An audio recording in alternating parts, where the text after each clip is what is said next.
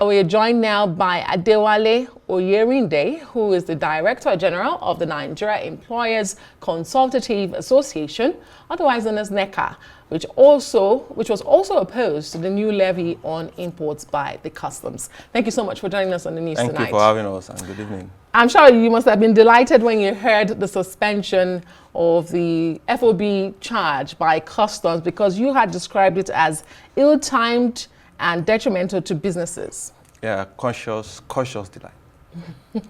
So cautious delight. I like it. You're cautious delight.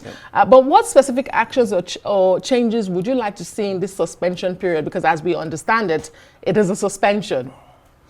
Well, what should be done differently? First of all, I think we want to commend the Honorable Minister for Finance and congratulate the Minister of the Economy for stepping in. I think that shows that the government is listening, and that shows our argument also is making sense.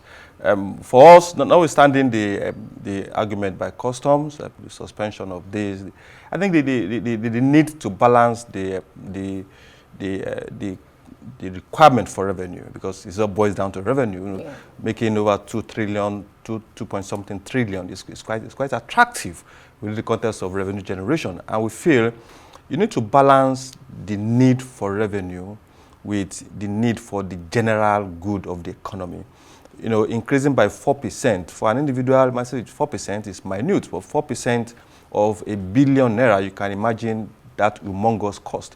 And for an average business, you know, as we've seen, once the cost of doing business increases, the cost of import increases, especially for imports where you don't have substitutes. You know, if we have through backward integration, effective backward integration, we have local substitutes for those imported goods. We can say, look, let's increase the FOB to 10% to deter importation, so that people can focus on maximizing local production. But in the instance where you don't have such, the moment you increase any kind of cost, it naturally will do two things. One, increases the cost of doing business, and the business, because it has to meet its cost of production, cost of services, will directly or indirectly pass the cost to the consumer. The consumer whose purchasing power has already been hit by so many factors. We also have challenges purchasing, which also comes back to the business, because the business probably have unsold stocks and all decide to retrench. And the more the business retrench, the more you are feeding the context of insecurity. So we feel there needs to be a balance, and we are glad, you know, consciously glad, as I mentioned earlier, that the minister stepped in, and all those that have stepped in, we really appreciate their stepping in, but there need to be more consultation. And beyond the need for revenue, beyond the need to apply the law, we should also look at the law within the context of now, of our reality. We're applying the law as it is, whatever context of the law, applying the law, which is good. Will it serve our general good, the country's good, the economic good, the good of Nigerians at this current state? If it won't, then there's nothing, we shouldn't be shy of suspending those kind of laws until things progressively improve and the businesses can actually accommodate this cost without passing it to the consumers. You raised a lot of important points there. I mean, I hear you talk about indirect consequences such as laying off of staff, unemployment, which you are particularly about. Absolutely. But you also raised the issue of revenue. And I saw in a previous interview you had, you talked about the undue pressure put on government agencies to generate revenue. You talked about the 2025 budget in particular for an agency such as customs. Do you think that these revenue given to these agencies are too aggressive? I mean, and you talk about balancing. So how do we strike the balance of revenue, government generating revenue for competing needs, operational costs for the customs to operate, the ports, in fact, you know, to be put in proper use. Absolutely. And then balancing it with the lives of Nigerians, the livelihoods of Nigerians, the jobs of Nigerians. How do we balance that really? Now, the revenue is not for revenue's sake.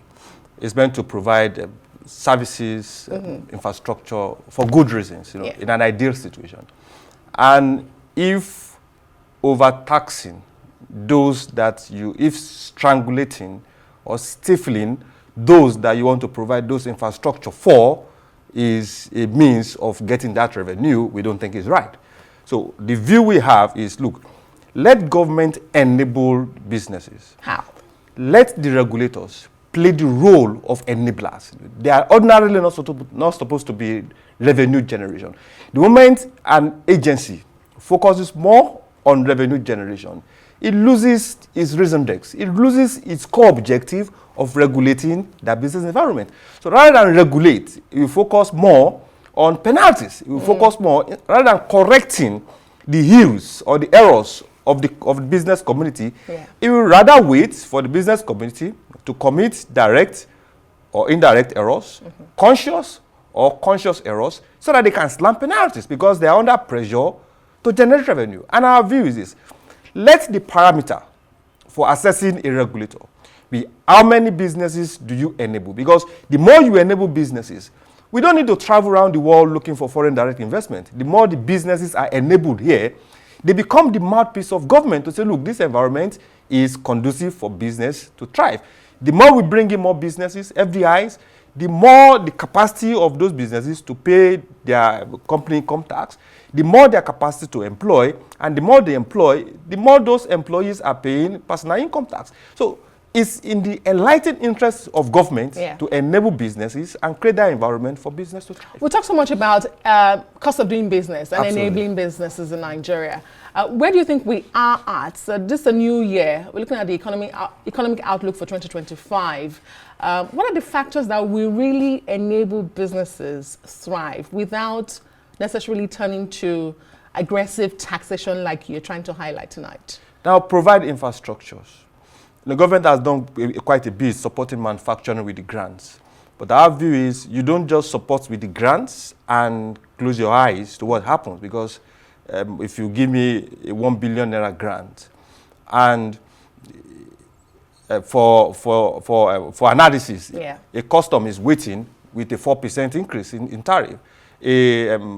A disco, because he also has to meet his cost, or any RC has increased. God help you, are in band A. God, we are in band A. I moved to band A from the same grant.